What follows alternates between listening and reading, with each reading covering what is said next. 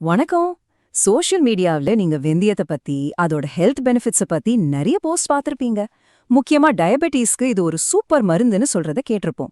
ஆனா அது நிஜமாவே நம்ம உடம்புக்குள்ள போய் என்ன பண்ணுது, அது எப்படி வேலை செய்யுதுன்னு உங்களுக்கு தெரியுமா? வாங்க அதோட அறிவியலை கொஞ்சம் ஆழமா அலசி பார்க்கலாம். சரி, எல்லாரும் சொல்றாங்கன்னு நம்மளும் யூஸ் பண்றோம். அது ஒரு பக்கம் இருக்கட்டும். ஆனா உண்மையில இந்த வெந்தயம் அப்படி என்னதான் மேஜிக் பண்ணுது? இது வெறும் ஒரு பாட்டி வைத்தியம் மட்டும்தானா? இல்ல இதுக்கு பின்னாடி ஏதாவது சயின்ஸ் இருக்கா? அத தெரிஞ்சுக்க வேண்டாமா? அதத்தான் இப்ப நாம பார்க்க போறோம். வெந்தயம் நம்ம உடம்புக்குள்ள போனதும் மூலக்கூறு அளவுல, அதாவது ரொம்ப சின்ன அளவுல என்னென்ன வேலைகளை செய்யுது, எப்படி நம்ம பிளட் சுகரை கண்ட்ரோல் பண்ணுதுன்னு அறிவியல் பூர்வமா ஒரு டீப் டைவ் பண்ணலாம். நாம என்னெல்லாம் பார்க்க போறோம்னா, முதல்ல வெந்தயத்தோட சூப்பர் பவர் என்னன்னு சயின்ஸ் மூலமா தெரிஞ்சுக்கலாம். அப்புறம் அதோட முழு பயனையும் எப்படி அடையிறது, எவ்வளவு சாப்பிடணும், எப்ப சாப்பிடணும்னு பார்க்கலாம். கொஞ்ச நாள் கழிச்சு அதோட எஃபெக்ட் ஏன் குறையுதுங்கிற ஒரு முக்கியமான கேள்விக்கும் பதில் இருக்கு. கடைசியா இது எல்லாத்தையும் சேர்த்து ஒரு பவர் பேக்ட் மீல் ஐடியாவோட முடிக்கலாம். ரெடியா? ஓகே, இப்ப விஷயத்துக்கு வருவோம். நம்ம பிளட் சுகரை கண்ட்ரோல் பண்றதுக்கு வெந்தயம் 3 முக்கியமான வழிகள்ல வேலை செய்யுது. இது நம்ம பிளட் சுகரோட 3 கார்டியன்ஸ், அதாவது 3 பாதுகாவலர்கள்னு சொல்லலாம். அந்த 3 வழிகள் என்னென்னன்னா, 1 இன்சுலின் சுரப்ப தூண்டுறது, 2 சர்க்கரை ரத்தத்துல கலக்கிற வேகத்தை குறைக்கிறது, 3வது இதுதான் ரொம்ப ரொம்ப முக்கியம், நம்ம கிட்ட ஏற்கனவே இருக்கிற இன்சுலினையே இன்னும் ஸ்மார்ட்டா வேலை செய்ய வைக்கிறது. சிம்பிளா சொல்லணும்னா, நம்ம உடம்புக்குள்ள சர்க்கரைக்கு ஒரு டிராஃபிக் போலீஸ் மாதிரி வேலை செய்யுது. அது எப்படின்னு கொஞ்சம் விரிவா பார்ப்போம். அதுக்கு முன்னாடி இந்த இன்சுலின் சென்சிட்டிவிட்டி இல்லனா இன்சுலின் உணர்திறன்னா என்னன்னு தெரிஞ்சுக்கணும். ரொம்ப சிம்பிள். இன்சுலின் நம்ம செல்களுக்கு கதவை தட்டி ஹலோ சுகர் வந்திருக்கு உள்ள எடுத்துக்கோங்கன்னு சொல்லும். அந்த சிக்னலுக்கு நம்ம செல்கள் எவ்ளோ வேகமா சரியா ரெஸ்பாண்ட் பண்ணதுங்கிறது தான் இந்த இன்சுலின் சென்சிட்டிவிட்டி. அப்போ டைப் 2 டயபிட்டிஸ்ல என்ன பிரச்சனை வருது? நம்ம செல்கள் இன்சுலினோட சிக்னலை கண்டுக்காது. கதவு பூட்டியே இருக்கும். ஒரு பூட்டின வீட்டுக்கு வெளியில நம்ம சாப்பாட்டோட நின்னா எப்படி? அதே மாதிரிதான் ரத்தத்துல சர்க்கரை சுத்திட்டே இருக்கும், ஆனா செல்களுக்குள்ள போக முடியாம திண்டாடும். இப்போதான் நம்ம ஹீரோ என்ட்ரி கொடுக்கறாங்க. வெந்தயத்தில் இருக்கிற ட்ரையோகோனலின், டயோஸ்ஜெனின், இந்த 2 கெமிக்கல் காம்பவுண்ட்ஸ் தான் அந்த பூட்டின கதவை திறக்க போற சாவி. இந்த 2 பேரும் என்ன பண்ணுவாங்க தெரியுமா? நேரா போய் அந்த பூட்டின செல்களை தட்டி திறந்து விடுவாங்க. உடனே GLUT4 அப்படிங்கிற கதவு திறக்கும். டக்குன்னு ரத்தத்துல இருக்கிற சர்க்கரை எல்லாம் செல்களுக்குள்ள போயிடும். அவ்வளவுதான், பிளட் சுகர் லெவல் கண்ட்ரோலுக்கு வந்துரும். இதுதான் வெந்தயத்தோட முக்கியமான மெக்கானிசம். ஓகே, வெந்தயம் எப்படி வேலை செய்யுதுன்னு இப்போ நமக்கு தெரியும். ஆனா ஒரு நிமிஷம், அதுல இருக்கிற எல்லாமே நமக்கு நல்லதா அப்படின்னு கேட்டா இல்ல. அதுல நல்லது செய்யற ஹீரோக்களும் இருக்காங்க, கொஞ்சம் வில்லத்தனம் பண்றவங்களும் இருக்காங்க. அவங்க யாருன்னு பார்க்கலாமா வாங்க? இங்க பாருங்க, ஒரு பக்கம் ஃபைட்டோநியூட்ரியன்ஸ் இருக்கு. இதெல்லாம் நம்ம ஹீரோஸ். 4-ஹைட்ராக்சி ஐசோலூசின், கேலக்டமேனன் மாதிரி இவங்க இன்சுலினை தூண்டுறது, சர்க்கரை மெதுவா ஜீரணமாகறதுக்குன்னு நல்ல விஷயங்கள் பண்ணுவாங்க. இன்னொரு பக்கம் ஆன்டி நியூட்ரியன்ஸ்னு கொஞ்சம் வில்லன்கள், ஃபைட்டிக் அமிலம், டானின்கள் மாதிரி. இவங்க என்ன பண்ணுவாங்கன்னா மத்த நல்ல சத்துக்களை நம்ம உடம்பு எடுத்துக்க விடாம தடுப்பாங்க. அப்போ இந்த வில்லன்களை சமாளிச்சு ஹீரோக்களோட பலனை மட்டும் நம்ம எப்படி முழுசா அடையிறது? அதுக்கு ஒரு சிம்பிள் டெக்னிக் இருக்கு.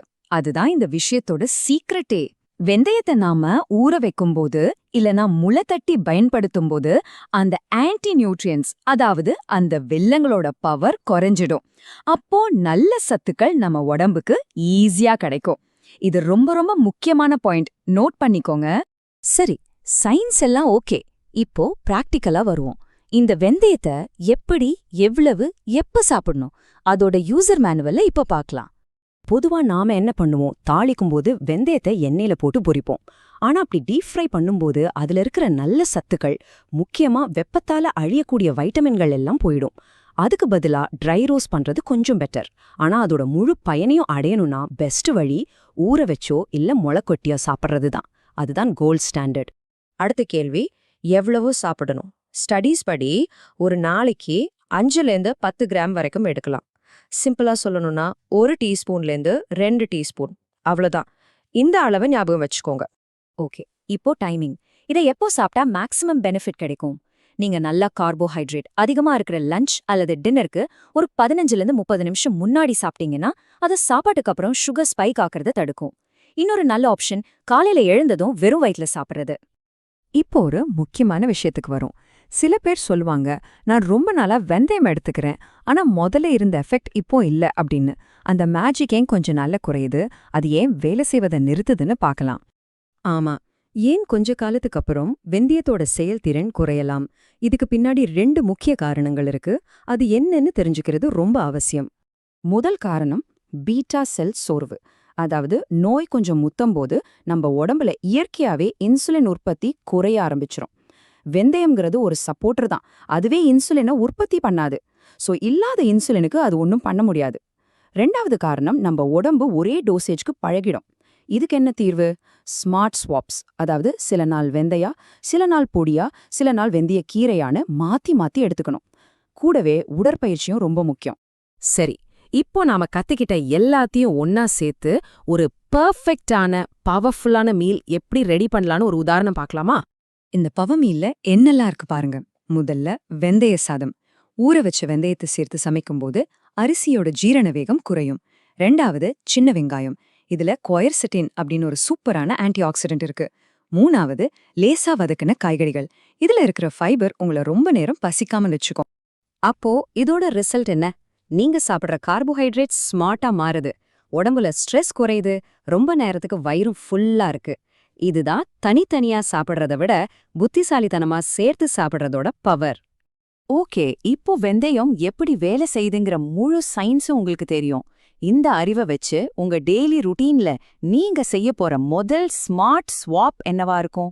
ஒருவேளை வெந்தயத்தை ஊற வச்சு சாப்பிட போறீங்களா, இல்ல வெந்தய சாதம் ட்ரை பண்ண போறீங்களா? யோசிச்சு பாருங்க.